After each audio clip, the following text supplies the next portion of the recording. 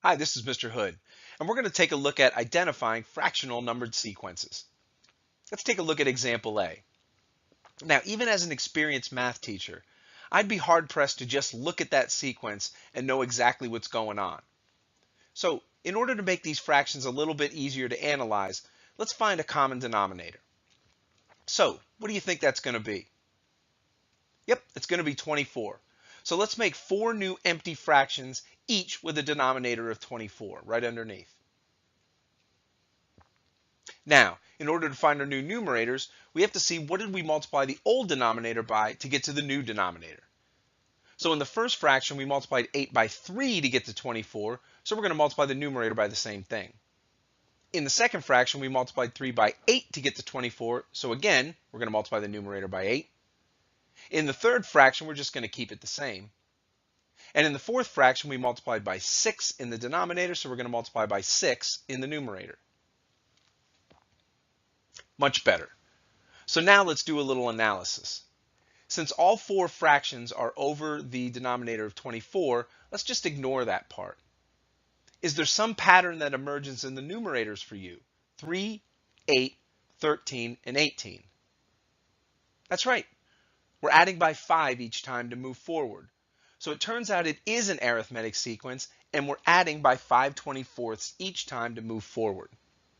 That makes the rule n plus 5/24, and that makes the next 3 terms 23/24, 28/24, and 33/24.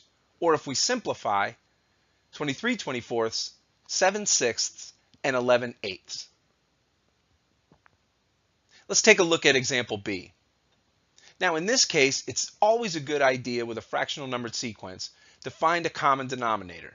However, since this sequence has a whole numbered part to it, let's take a look at that part and we might be able to learn a couple of things. So if you look at term 1 and term 2, to get from 28 to 7, it could be that this is an arithmetic sequence in which we're subtracting 21 or adding a negative 21. Or this also could be a geometric sequence in which we're dividing by 4 or multiplying by 1/4. So since I'm not sure, let's go through the process of finding that common denominator anyway.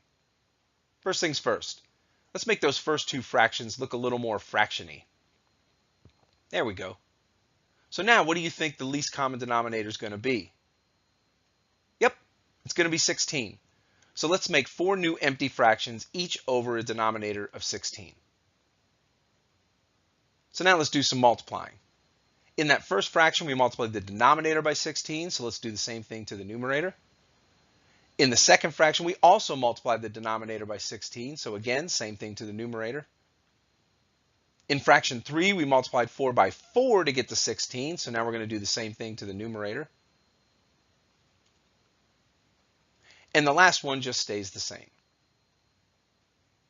Now, let's ignore all the denominators for a second because they're all the same, and let's examine what's going on in the numerators. So they seem to be changing pretty quickly, so that usually indicates a geometric sequence, so let's test that first.